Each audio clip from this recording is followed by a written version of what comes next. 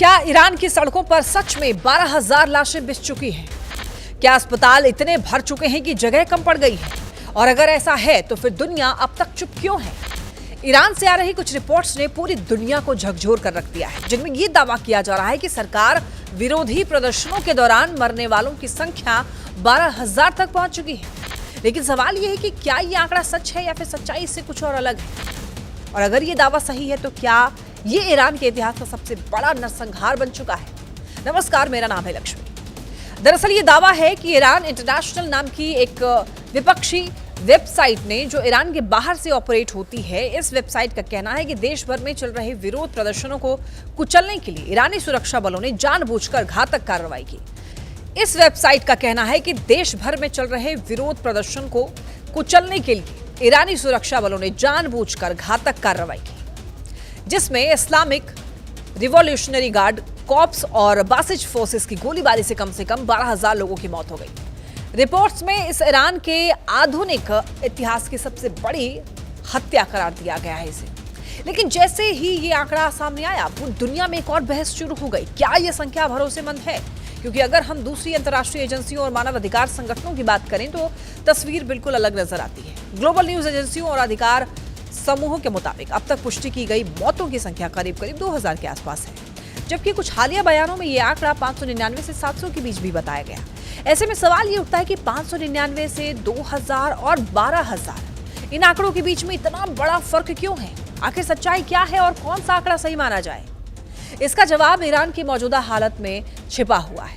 Iran के अंदर internet blockage, media पर कड़ी पाबंदियां और विदेशी पत्रकारों की सीमित पहुंच के कारण स्वतंत्र रूप से किसी भी आंकड़े की पुष्टि करना बेहद ही मुश्किल हो गया है। और यही वजह है कि ईरान इंटरनेशनल का ये दावा अभी तक किसी दूसरे स्वतंत्र सोर्स से कंफर्म नहीं हो सका है। हालांकि वेबसाइट का ये कहना है कि उसका अनुमान ईरान के खुद के सुरक्षा संस्थानों के अंदर मौजूद आंकड़ों पर आधारित है और इन्हें कई सोर्सेज से जुटा करके क्रॉस चेक किया गया है।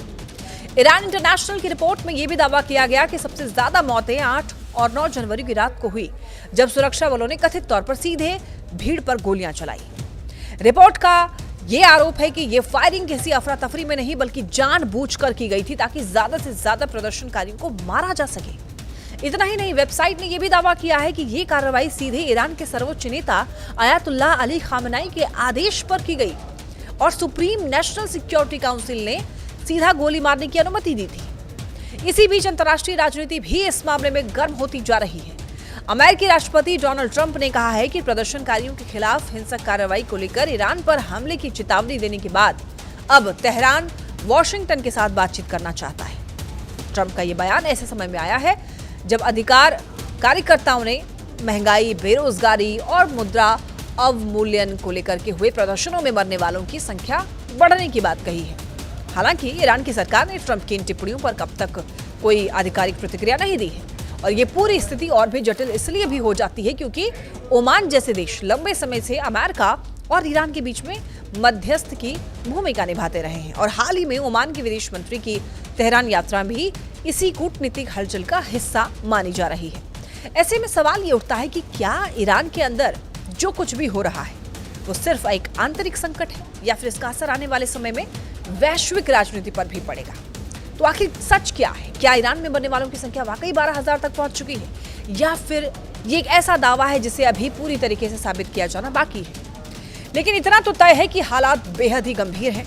जानकारी बाहर आने से रोकी जा रही है और सच्चाई तक पहुंचना पहले से कहीं ज्यादा मुश्किल हो गया है। शायद आने वाले दिनों में और सबूत सामने आए या फिर ये आंकड़े इतिहास के पन्नों में एक विवादित दावे के रूप में दर्ज हो जाए। लेकिन सबसे बड़ा सवाल यही है, जब किसी देश में सच्चाई बोलना ही सबसे बड़ा अपराध बन जाए तो फिर दुनिया कैसे तय करे कि वहां क्या सच में हो रहा है? यही वजह है कि ईरान की ये कहानी सिर्फ आंकड़ों की नहीं है, बल्कि ये सवाल है सत्ता, दमन और उस सच्चाई का जिसे देखने के लिए पूरी दुनिया आज भी किसी ठोस सबूत का इंतजार कर रहा है।